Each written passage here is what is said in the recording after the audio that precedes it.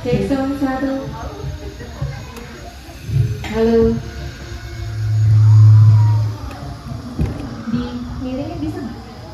Dimiringin ke itu soundnya. Oke.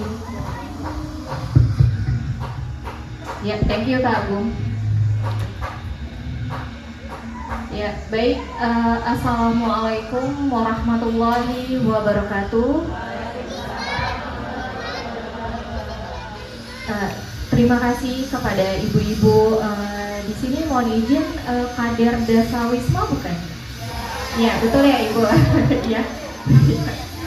Oh, campur. Baik. Campur maksudnya Kader Dasa Wisma dengan? Oh, oke. Baik ya. Posyandu. Ya, baik Ibu. Ya, salam kenal ya Ibu semua. Saya di sini dari kegiatan untuk pelaksanaan KKN. KKN itu kuliah kerja nyata yang dimana kami semua ini dari Universitas Mitra Bangsa. UMIBA ya, biasanya kita disingkat itu UMIBA, Universitas Mitra Bangsa, yang berlokasi di Jalan Tanjung Barat, Jakarta Selatan, gitu. Nah, salam kenal untuk ibu-ibu semuanya, dan saya di sini satu kelompok yang saya ingin perkenalkan satu-satu. Dari kelompok-kelompok saya itu ada 9 orang. Di antaranya nanti kalau untuk saya sendiri, saya di sini ketua KKN-nya, yaitu saya Indri. Nama lengkap saya Andriani dan biasa dipanggil Indri. Oke, dan untuk sekretaris kita di sini saya Restu Amalia, Ibu, salam kenal semua. Ya, kemudian untuk yang bendahara kami, Hai, salam kenal semua, nama saya Marlina Halawa. Kemudian untuk koordinasi lapangan. Ya, halo, nama saya Agung Dwi Jayanto dari Lampung. Ya, salam kenal. Oh, sama ya Bu.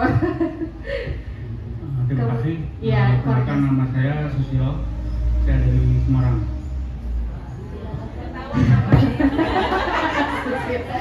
Ya Bu. Ya, selanjutnya. Assalamualaikum warahmatullahi wabarakatuh. Selamat pagi semuanya ibu-ibu. Selamat pagi. Perkenalkan, nama saya Anton, kalau asal dari Cirebon. Ya, terima kasih. Selamat kenal semuanya, nama saya Mesa Simanulang dari Medan.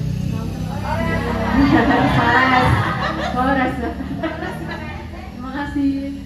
Kemudian di sebelah saya koordinasi programmer dokumen apa? Ya, program ya. Program materi. Silakan Kak Arfi. Ya, selamat pagi ibu-ibu. Perkenalkan, nama saya Arvin Munangan Pasar Ibu. Saya berasal dari Medan. Ya, selanjutnya dengan siapa untuk anggota lapangan ya? Ya, silakan perkenalkan diri. Selamat pagi semuanya. Bagi Perkenalkan, nama saya Intan Putri Mitelang Banua. Saya berasal dari Nias.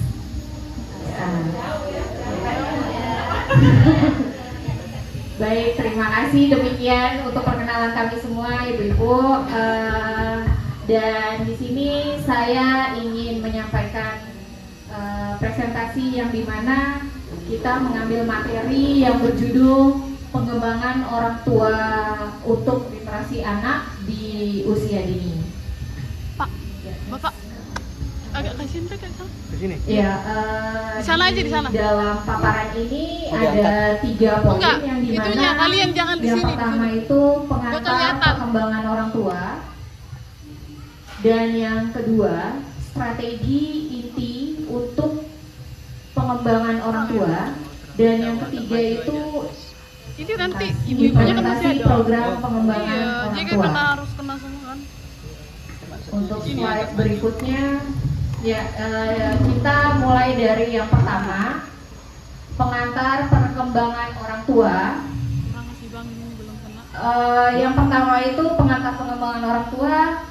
kita ngambil poin di sini memahami. Kita nggak usah fokus. Aduh, ada kendala nih. Dah, segitu. Iya, agak. Oke, Kak Agung minta tolong Kak. Iya, oke. Maaf ya ibu-ibu, kita lanjutkan. Poin yang pertama itu memahami peran orang tua.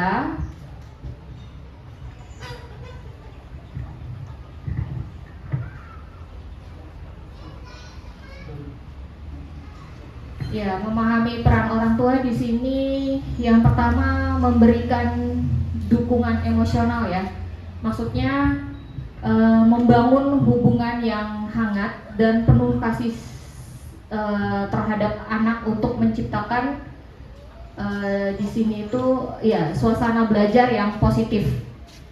Jadi kita kalau untuk biasanya kalau anak-anak itu agak ini ya ibu ya, maksudnya setiap anak itu walaupun sama adik kakak itu pasti karakternya beda-beda, betul nggak bu? Betul ya. Jadi nggak semua adik kakak atau dua itu sama gitu karakternya, itu kayaknya gitu. Pasti ada yang berbeda karakternya. Jadi kita harus bisa membangun hubungan dari tiap anak itu kita bisa menyesuaikan.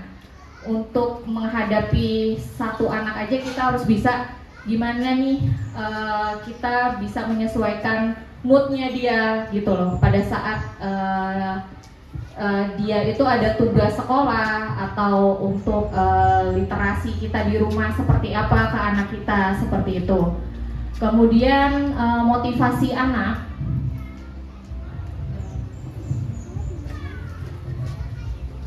Motivasi anak dalam pembelajaran. Jadi di sini itu maksudnya mendorong minat terhadap buku dan kegiatan literasi dengan pendekatan kreatif. Ya. Mungkin Kak Restu bisa disampaikan. Untuk selanjutnya itu menjadi panutan dalam literasi. Biasanya anak itu adalah pencontoh yang baik ya Bu. Jadi setiap anak di usia dini dia akan melakukan pencontoh yang baik terhadap kita sebagai orang tua. Makanya anak-anak itu selalu memberikan hal yang dilakukan dalam kesehariannya itu biasanya dari lingkungan, teman-teman, itu semuanya sangat berpengaruh. Jadi kita sebagai orang tua tuh sangat penting dalam menjadi panutan untuk anak kita, karena madrasah pertama untuk anak-anak itu pasti dari ibu, kayak gitu ya Bu. Bisa dilanjut Kak? Oke, apa sih manfaat dari literasi dini? Manfaatnya itu ada 3 Bu. Yang pertama perkembangan kognitif. Keterampilan membaca sejak dini mendukung perkembangan anak, meningkatkan pemahaman bahasa dan logika berpikir. Jadi ketika anak di rumah banyak membaca, dia akan membuka jalur pikirannya menjadi lebih luas. Dalam kegiatan sehari-hari, bertemu teman, atau komunikasi dengan orang tua, lingkungan, itu sangat berpengaruh untuk manfaat pengembangan kognitif. Lalu yang kedua itu adalah keterampilan komunikasi. Karena yang kita tahu ya Bu, setiap anak perkembangannya berbeda-beda. Ada yang dari usia 1 tahun sudah mulai bisa berbicara dengan jelas, ada yang kurang jelas, karena setiap anak itu perkembangannya memang beda-beda. Jadi manfaat literasi dini juga menyangkut di keterampilan komunikasi. Literasi dini ini memperluas kosakata anak, memperbaiki kemampuan mendengar dengan bercerita yang dengan hal baik. Lalu prestasi akademis. Anak-anak dengan dasar literasi yang kuat lebih siap untuk belajar. Dalam artian, ketika pelajaran pertama sebelum di sekolah, pasti kita sebagai orang tua tuh sudah kasih kosakata di rumah, pembelajaran yang dasar ya Bu. Jadi ketika masuk di sekolah, anak kita tuh sudah tidak asing dengan pembelajaran di sekolah, karena biasanya setiap orang tua tuh pasti punya cara mengajarkan anak yang baik, seperti itu ya Bu. Oke. Lanjut ya. Apa sih tantangan dalam keterlibatan orang tua? Biasanya tuh tantangannya di keterbatasan waktu. Karena banyak sekali orang tua sekarang yang selain dia mengurus rumah tangga, dia juga bekerja. Itu juga menjadi tantangan orang tua dalam memberikan pembelajaran kepada anak-anak di rumah kayak gitu ya Bu. Biasanya dari ibu-ibu ini kan kayak dari program PKK ataupun Dasawisma kelurahan itu biasanya suka ada kan ya Bu. Dan itu saya rasa pasti waktu di luarnya juga lebih banyak, kayak pertemuan di kelurahan, di RW atau arisan kayak gitu kan ya Bu. Biasanya itu menjadi tantangan buat ibu-ibu ketika bentrok harus rapat sekolah sama anak kayak gitu. Terus lanjut, kurangnya sumber daya. Tidak semua orang tua memiliki akses ke bahan bacaan atau metode yang sesuai untuk mendukung literasi anak. Karena zaman kita semakin canggih, banyak sekali orang tua yang lebih mempercayakan AI, handphone, Google untuk pembelajaran anak. Padahal plus minus ya Bu, setiap kegiatan yang semakin tinggi, semakin canggih, itu banyak sekali hal yang merujuk ke arah negatifnya. Kita orang tua juga harus pintar-pintar mengambil hal dari situ ya Bu, karena menurut saya pribadi kalau semakin tinggi tingkat kecanggihan teknologi, anak-anak tuh semakin tidak memiliki batasan untuk menjelajah apapun yang mereka ingin tahu, karena besarnya rasa ingin tahu anak-anak sekarang itu ya Bu. Terus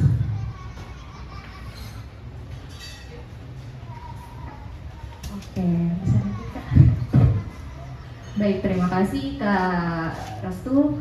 Nah, untuk poin yang kedua ini kita masuk dalam tema yang strategi inti untuk pengembangan orang tua. Nah, dari lingkungan ramah literasi. Apa sih lingkungan ramah literasi? Ya, pertama itu penyediaan buku menarik. Contohnya kayak buku-buku yang sekarang tuh udah banyak banget ya buku yang kalau kita buka itu kayak apa, emboss gitu loh harus tuh. Jadi kayak muncul jadi dia kayak hidup gitu ya, maksudnya kayak berupa gambar tapi dia muncul gitu pas kita buka ya, kayak 3D ya Bu. Ya, nah itu penyediaan buku menarik rutin, menyediakan buku bergambar yang tadi saya katakan, penuh warna yang sesuai dengan usia anak untuk memicu minat membaca secara alami. Ya, dia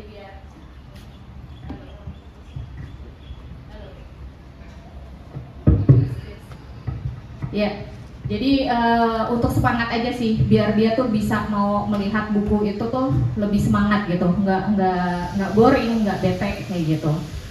Dan kemudian untuk zona membaca, buat sudut khusus di rumah dengan pencahayaan yang baik, itu yang paling utama, dan tempat untuk nyaman untuk membaca bersama anak. Nah, kemudian di sini rutinitas membaca. Ini sorry ya Ibu, saya agak terapkan jadwal terapkan jadwal membaca. Nah, ya.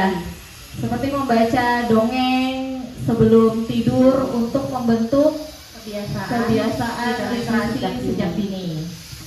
Oke, selanjutnya teknik komunikasi. Ya, lanjut ke Restu. Oke, dari teknik komunikasi ini ada tanya jawab interaktif. Biasanya tuh apa sih kegiatan hari ini di sekolah? Biasanya kan kita sebagai seorang ibu ya, terkadang juga maaf ya Bu, saya juga kan belum jadi seorang ibu nih. Jadi kita sharing pengalaman ya Bu, untuk pembelajaran kami di sini yang memang belum menikah dan punya anak. Aku rasa sangat penting berbagi sharing sama ibu-ibu di sini karena anak-anak sekarang tuh karakternya unik. Ada yang memang ketika kita tanya, mereka akan secara spontan menjawab.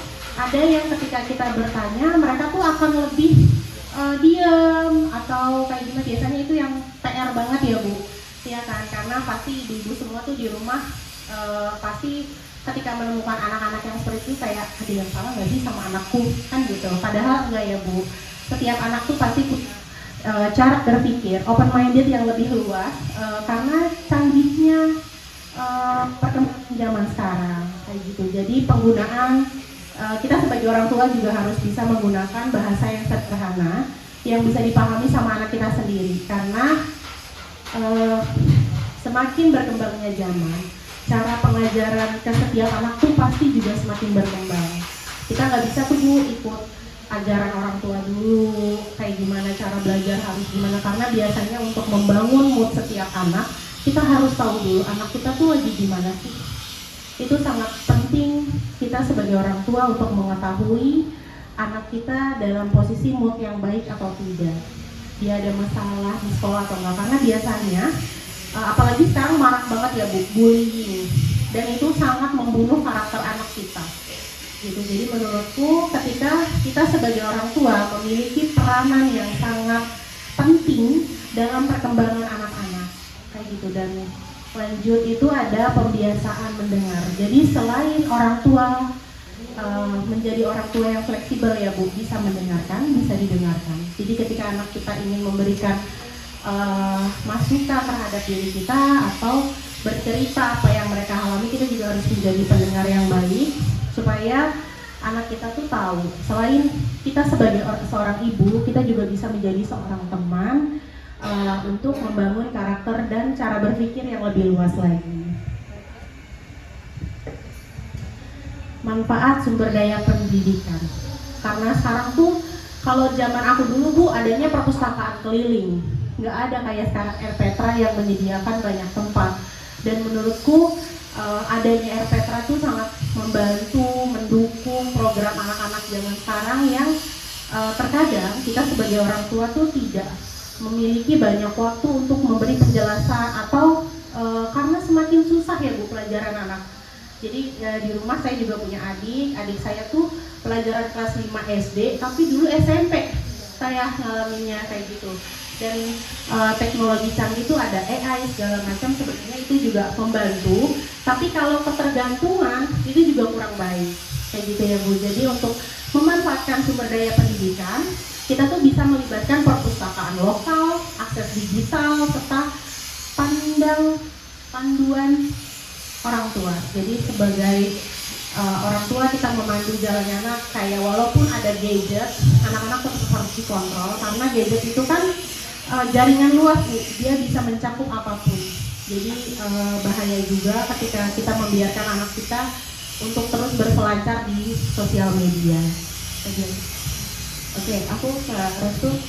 Ya, untuk slide selanjutnya di sini ialah merancang program pelatihan yang dimana penilaian kebutuhan, yaitu mengidentifikasi kebutuhan spesifik keluarga berkaitan dengan literasi anak usia dini. Kemudian materi pelatihan komprehensif, yaitu menyusun modul pelatihan yang sesuai dengan kemampuan orang tua dan tahapan perkembangan anak. Kemudian di sini pendekatan interaktif, mengintegrasikan metode pelatihan partisipatif agar orang tua lebih terlibat aktif dalam proses belajar. Selanjutnya memantau kemajuan. Nah, di sini untuk memantau kemajuan ini mengevaluasi kemajuan anak. Apa sih maksudnya melakukan? Yaitu melakukan penilaian terhadap keterampilan membaca, menulis, dan berbicara anak secara berkala. Jadi kita tidak hanya mengajarkan A, B, C sampai Z, terus kemudian udah gitu aja gitu. Enggak, jadi kita setidaknya kita memberikan teori, tapi sehari-harinya kita itu kita harus mempraktekannya sambil kita melakukan kegiatan sehari-hari kita sambil berkomunikasi dengan mereka, seperti itu. Kemudian keterlibatan orang tua, memastikan orang tua aktif dalam aktivitas literasi dan mendukung proses belajar anak di rumah. Jadi tidak hanya kita mengandalkan 100% hanya di sekolah ya ibu-ibu, tapi tetap kita memang bukan berarti di sekolah itu tidak baik, bukan. Tapi di sini maksudnya tujuan memang kalau untuk sekolah itu ya sekolah, tapi tetap kita tidak lepas dari tanggung jawab kita sebagai orang tua itu di rumah juga kita lakukan literasi seperti itu. Kemudian penyediaan sumber daya yang dimana di sini memberikan panduan dari alat bantu literasi untuk mendukung keterlibatan orang tua. Jadi saya jamin di sini orang tua udah kreatif sekali ya, bisa menyampaikan sesuatu ke anak-anak.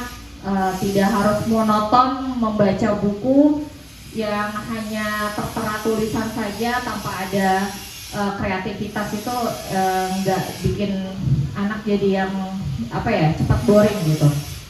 Ya, next. Kemudian mendorong kolaborasi.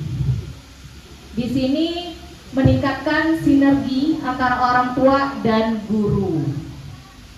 Mendorong komunikasi aktif dan kerjasama dalam proses pendidikan anak. Kemudian membangun jaringan komunitas, memfasilitasi kelompok diskusi atau pelatihan untuk berbagi pengalaman dan strategi belajar. Saya izin bertanya nih Bu, sebelumnya yang poin ini udah ada belum Bu ya? Kalau untuk kegiatan kelompok pelatihan kira-kira udah ada belum Bu? Untuk literasi anak itu ada kelompok ibu-ibu, nggak ada ya? Oh, oke. Biasanya kegiatan apa Bu? Oh, PAUD. Oh, oke. Di PAUD-nya di sini atau di? Oh, ada ya Ibu ya. Baik. Kemudian memberikan pendidikan berkelanjutan. Nah, di sini menyediakan sumber daya pendidikan untuk mendukung perkembangan anak secara berkelanjutan. Next, Kak Arsi. Oke, di sini saya akan memberikan video. Kalian bisa menonton Dan mendengarkan ya Bu dari Ya. video ini. Dipersilakan Kak Arfi. Terima kasih.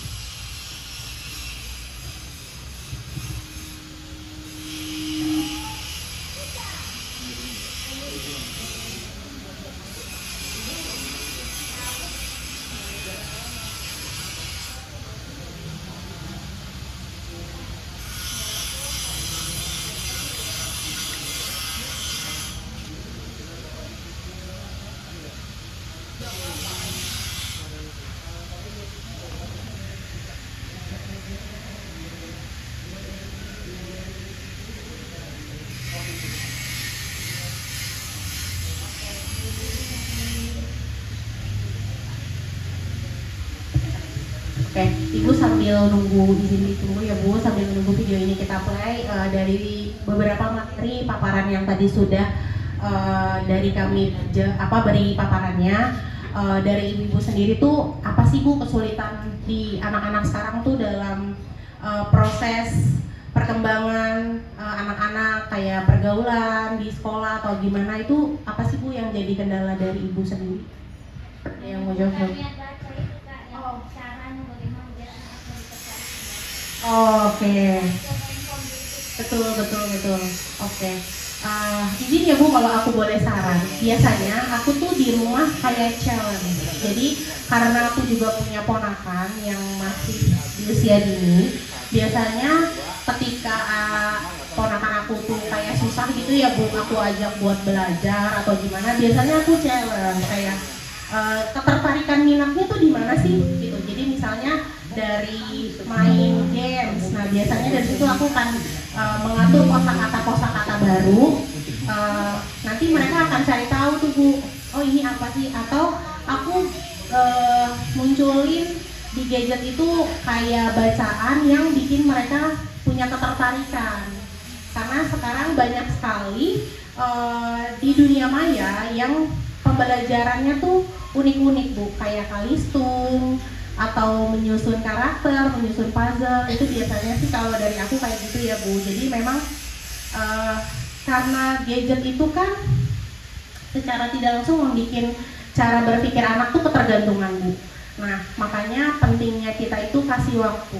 Jadi aku biasanya gitu, kalau mau main gadget aku kasih waktu ya sampai jam segini, nanti habis itu kita gini ya gitu. Jadi biasanya itu aku jadiin challenge. Kalau kamu mau main handphone boleh, tapi habis itu kita nanti baca ya gitu. Biasanya sih kalau dari aku gitu Bu. Cuman kan kembali lagi ya Bu, karakter anak ketika berkumpul dengan teman-teman, rasa ingin tahunya sangat tinggi, ketertarikan dari hal yang membuat mereka belum paham itu juga sangat tinggi. Jadi memang challenge banget ya Bu. Semangat deh buat ibu-ibu keren. Tepuk tangan dulu buat ibu-ibu semuanya. Terima kasih, Masya Allah. Oke Ibu, kita lanjut ke videonya ya. Kita mulai.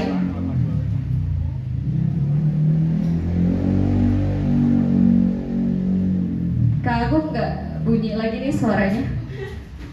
Tadi bisa dia. Volumenya udah digedein sih. Dari segi literasi, Indonesia ternyata Coba memiliki ulang. kemampuan literasi anak-anak Indonesia. Menurut UNESCO, ternyata minat baca di Indonesia sangat rendah, yaitu hanya 1 dari 1.000 orang yang memiliki minat membaca yang baik. Lalu kemudian menurut skor PISA dari segi literasi, Indonesia ternyata memiliki ranking nomor 62 dari 70 itu tahun 2015. Literasi adalah kemampuan masyarakat dalam menggunakan bahasa untuk berpartisipasi dalam kehidupan sosial. Kehidupan sosial itu macam-macam, termasuk bekerja, bermasyarakat, kegiatan sehari-hari. Bagaimana kita misalnya saja menafsirkan sesuatu, memahami sesuatu, kemudian juga berkomunikasi dengan orang lain. Kemampuan kita untuk menulis, untuk bicara, untuk menyampaikan, diperlukan literatur yang cukup. Kalau kita tidak biasa membaca literatur, akhirnya kita tidak mempunyai kosakata yang baik, kita tidak memiliki pilihan-pilihan yang baik. Kita hanya membaca buatan orang lain. Pidato harus membaca, walaupun disembunyi-sembunyikan, tetapi still membaca. Dia tidak bisa menafsirkan. Dan akhirnya muncul ketika orang bertanya dan dia tidak bisa menafsirkannya. Kemampuan literasi itu adalah kemampuan yang penting sekali. Apalagi sekarang kita hidup di era digital. Kemampuan untuk memahami, untuk menggunakan, untuk menavigasi, untuk menyebarkan informasi, menggunakan informasi dalam dunia digital dengan menggunakan teknologi digital itu sangat penting sekali. Yang terjadi akhirnya apa yang disebut sebagai doom scrolling. Doom scrolling itu adalah orang jadi bodoh sekali menafsirkan informasi yang dibaca berita-berita negatif tentang dirinya, negatif tentang orang lain. Terus dia scroll terus menerus. Jarinya bodoh sekali. Otaknya kemudian menjadi lemah dan akhirnya dia tidak bisa menafsirkan. Tapi dia akhirnya menjadi anxiety, cemas sekali. Itu berbahaya sekali bukan dalam suatu society. Jadi literasi ini sangat penting sekali. Literasi kalau dulu orang tua kita bercerita, membacakan dongeng dan sebagainya. Kalau orang tua sudah sangat sibuk dan malas pula sampai di rumah. Orang tua saya sangat sibuk, tetapi tengah malam dia bangunkan atau sebelum tidur dibacakan buku, dibacakan dongeng, dibacakan cerita. Ini mendorong daya imajinasi dan membuat kita ingin membaca buku tersebut. Di sekolah kita diajarkan bukan hanya membaca, tetapi diajarkan menulis, diajarkan diksi, pilihan kata, tata bahasa, peribahasa, banyak hal. Sehingga kemudian kita bisa menulis, menginterpretasi, dan kemudian bisa berkomunikasi dengan baik. Orang-orang yang berkomunikasi dengan baik, kemudian orang-orang yang memiliki literasi yang baik. Bayangkan kalau sekarang semuanya serba ini dan kemudian pendek sangat pendek sekali. Dan ketika kemudian pakai AI, tidak dicari yang ada literatur, langsung ditafsirkan bahwa itu adalah benar dan kemudian berdebat dengan orang lain. Nah, nyambung jadinya. Literasi ini adalah sesuatu yang penting juga untuk personal development kita. Bagaimana menurut kalian? Pentingkah bagi kita untuk memperbaiki literasi dan menanamkan ini bagi orang-orang di sekitar kita, bagi anak-anak? Belum terlambat. Mari kita lakukan. Stay healthy. Baik, sudah selesai videonya. Di sini terkait pada video yang barusan kami putar, Kemampuan literasi. mungkin ada ibu-ibu di sini yang ingin memberikan pengalaman tentang menghadapi anak, seperti apa, sharing ke kita, mungkin siapa, karena di sini kami akan memberikan gift untuk ibu yang bisa memberikan pengalamannya di sini untuk kita semua. Ada? Nanti ada, kita berikan gift yang spesial pokoknya. Mungkin ada yang mau disampaikan atau berbagi pengalaman. Kita mau memberikan gift untuk yang mau Sharing memberikan pengalamannya menghadapi anak yang seperti aktifnya atau seperti apa, bisa disampaikan. Nanti kami berikan. Ada ibu? Iya, ada Bisa. boleh ibu. Jadi ini tuh Boleh. nggak tentang anak kita aja, jadi bisa cucu. Kayak tadi aku sharing tentang keponakan aku. Pengalaman, Itu boleh, Bu. iya. Iya, ibu mau? Oke, boleh bu sebelah sini kayak. Iya, boleh. Atau di situ nggak apa-apa? Iya, ibu. Mati. Oke, izin ya bu. Assalamualaikum warahmatullahi wabarakatuh. Mohon maaf untuk kakak-kakak semua ya. Karena ini kan pengetahuan tentang anak usia dini. Kebetulan saya udah nggak punya anak usia dini, punyanya cucu. Sebenarnya senang sih ya cerita, karena setiap hari memang saya sendiri menyaksikan bagaimana anak-anak sekarang ini yang ya Allah jauh sekali ya dibandingkan dengan ibunya. Cara saya mendidik anak saya itu sangat jauh berbeda. Dan kadang-kadang saya sendiri sebagai ikut pusingnya itu bagaimana sih cara mengarahkannya untuk mengajak si anak ini lebih minat ke membaca bacaan, semacam buku-buku bacaan ya. Padahal sudah dibelikan buku tentang apa 20 gitu ya. Maksudnya untuk mengeluarkan minat bacanya itu apa sih Kak? Gitu, seperti apa sih Kak? Karena mereka itu lebih ke HP sama TV ya.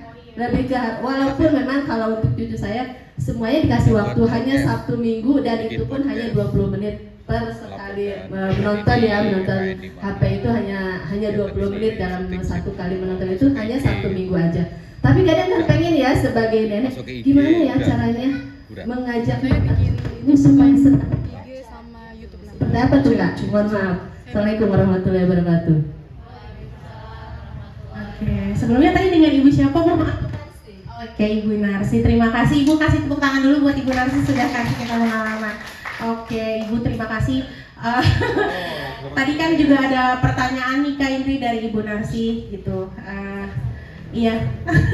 Jadi kalau menurut saya Bu, di era perkembangan zaman yang modern ini, kita juga harus bisa mengontrol. Jadi ada salah satu psikolog anak yang bilang, ketika seorang anak laki-laki berbicara dengan ibunya, kita harus saling tatap. Jadi kontak itu perlu. Itu untuk anak laki-laki. Karena berbeda dengan perempuan. Kalau anak perempuan itu Siapa namanya? dia tuh bisa melihat dengan sudut mata. Ini siapa namanya? Tapi kalau anak laki-laki fokusnya satu. Makanya ketika kita berbicara dengan anak laki-laki, kita harus eye contact. Memastikan anak menatap kita, baru dia akan mencerna dan mendengarkan dengan baik. Karena berbeda dengan perempuan. Perempuan itu lebih fleksibel. Jadi mereka bisa mengajarkan berbicara marah-marah. Di rumah itu kalau udah marah-marah, tapi bisa sambil masak, sambil nyapu, tapi beda sama laki-laki. Laki-laki pulang kerja di rumah capek, dia udah nggak bisa tuh Bu terima banyak masukan. Jadi kita harus naikin dulu mood suami kita. Aduh maaf ya Bu, saya ini sih pengalaman membaca aku Bu. Jadi saya juga termasuk orang yang pengen tahu gimana sih, karena di rumah tuh banyak sekali contoh yang bisa saya lihat. Jadi sebagai seorang anak, saya juga pengen ketika nanti menjadi ibu, anak saya tuh tahu keberadaan saya, pentingnya saya. Kamu bisa melihat saya sebagai temanmu, sebagai ibumu, sebagai sahabatmu yang bisa saling sharing. Karena maraknya bullying zaman sekarang, menurut saya tuh kurangnya komunikasi antar anak, sehingga anak menjadi tidak terbuka sama orang tua. Padahal selama orang tua bisa membangun komunikasi dengan anak, anak-anak tuh akan lebih mudah bercerita. Jadi kita sebagai orang tua Bu, kadang maaf ya Bu, mungkin ibu-ibu di sini sih kelihatannya nggak kayak gitu. Tapi ada orang tua yang ketika, "Mah aku mau cerita," "Atau lu capek." Iya Bu, padahal nggak boleh.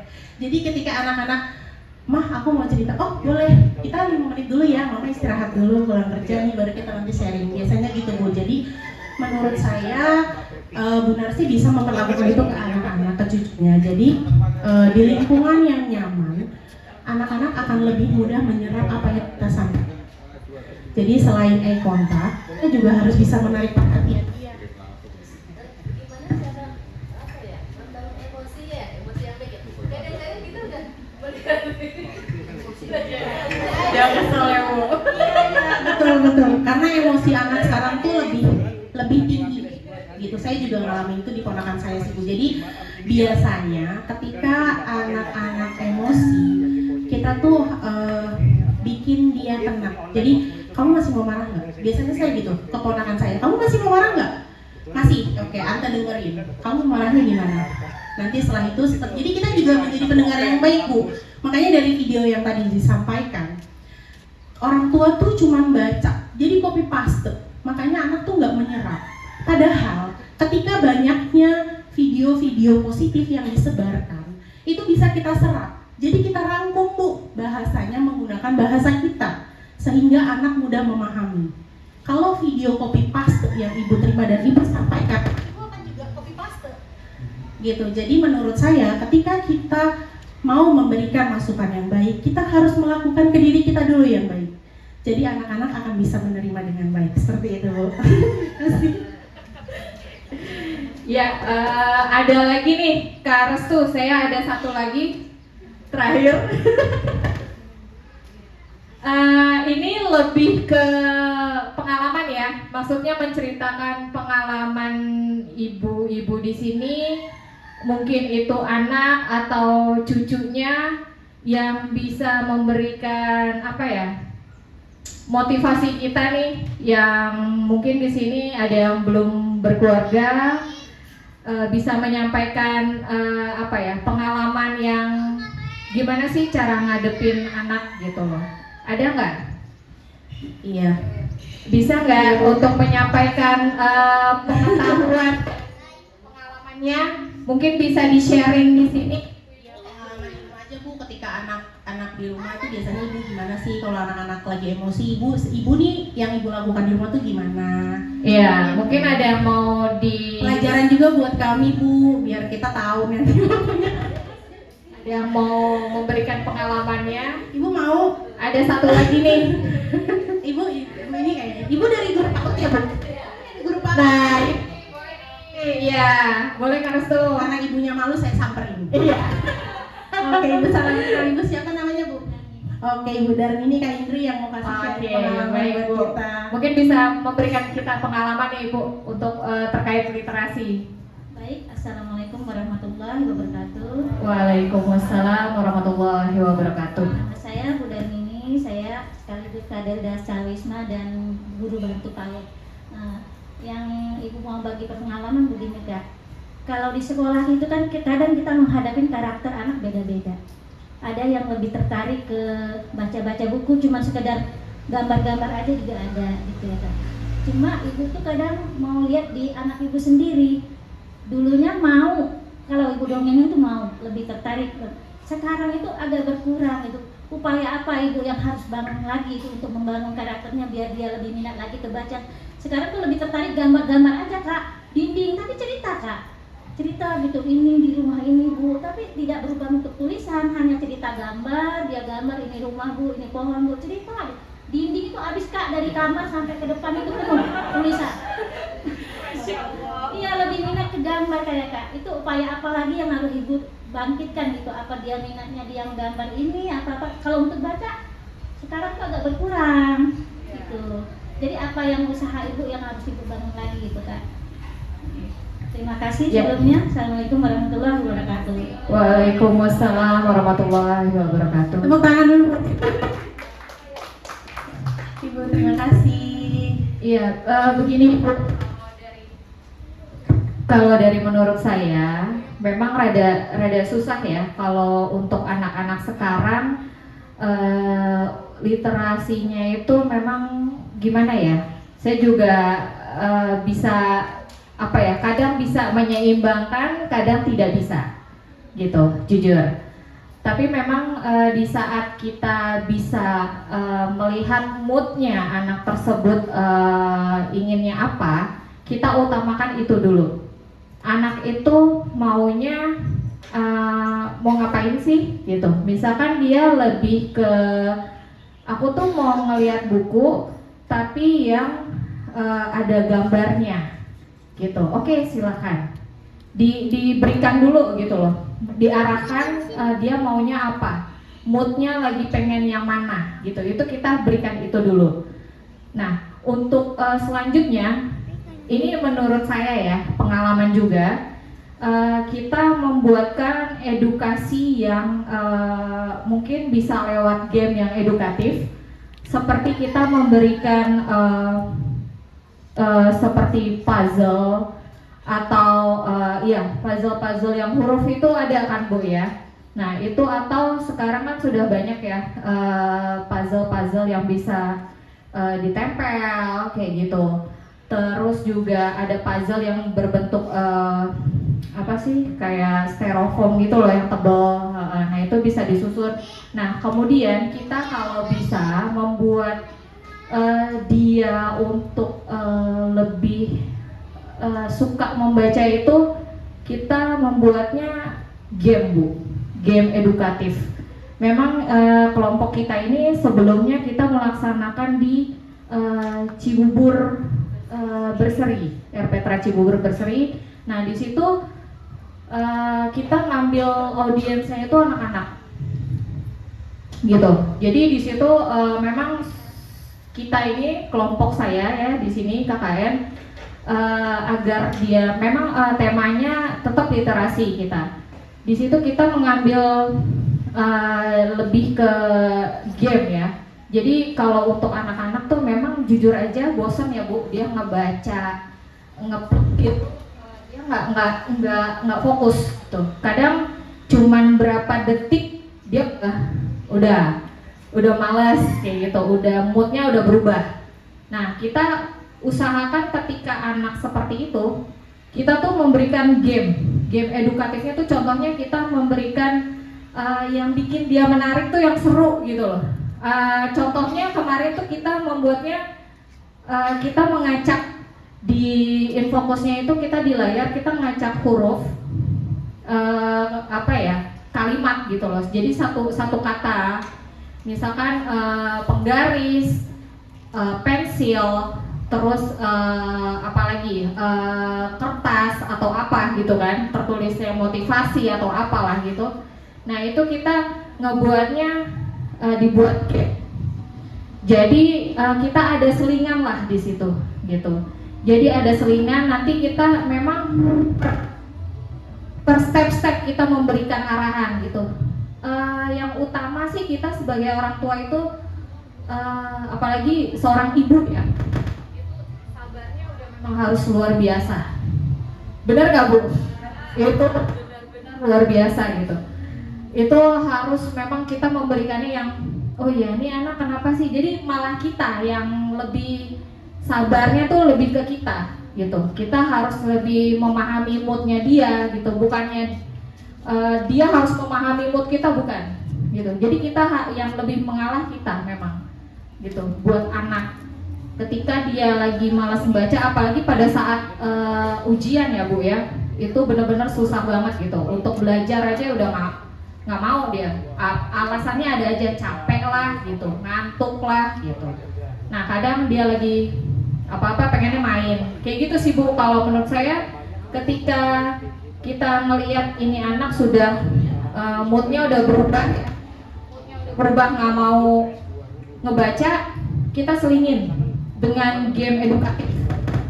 Yang game edukatif itu banyak ya, bisa kita berupa menyampaikan berupa benda itu yang tadi saya bilang puzzle, yang sekarang tuh udah makin kreatif ya, puzzle-nya itu udah dalam bentuk banyak lah sekarang, udah kreatif, atau dalam bentuk yang kita bikin sendiri gitu loh, mungkin dari kertas kardus atau apa, dari kertas kan bisa gitu, kayak gitu. Nanti ketika kita memberikan itu kan selingan kan, nanti dia tuh udah berubah, moodnya dia, semangatnya dia tuh pasti akan otomatis dia udah langsung yang berubah lagi, udah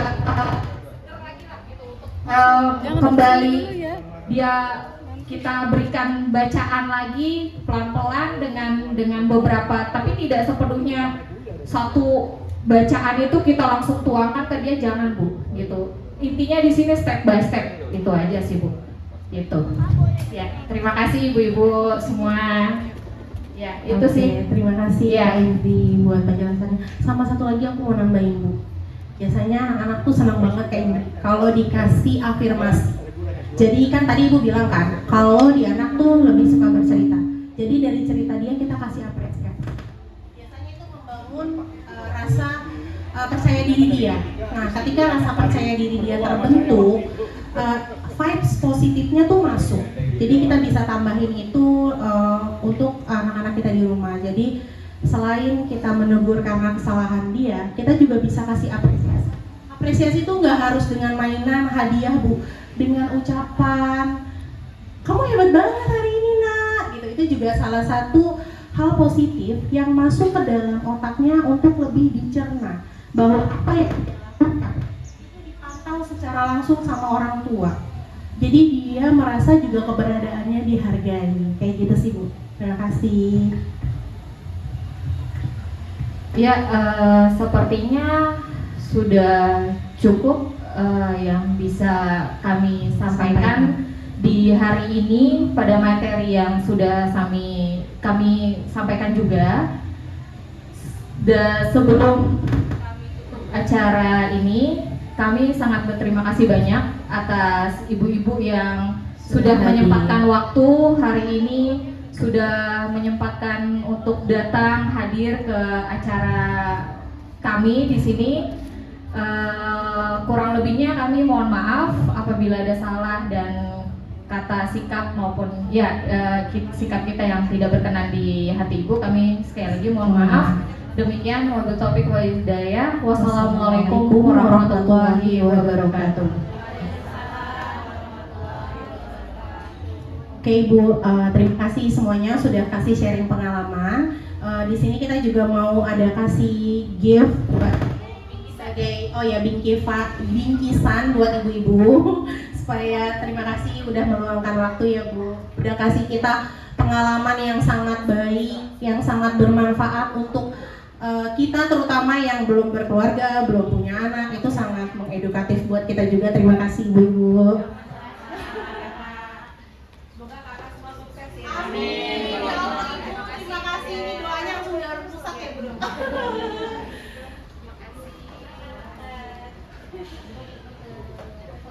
Kita foto bareng-barengnya Bu. Di belakang aja, kitanya di belakang ibu nggak apa-apa. Di belakang sama di oh iya. Boleh ya. Boleh foto sama-sama ya Bu. Iya. Udah. Komen lagi. Iya di bawah. Ini yang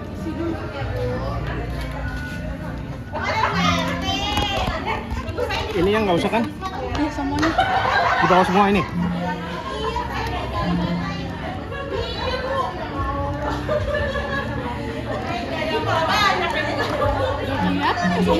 Ininya kursinya dipinggirin dulu ya.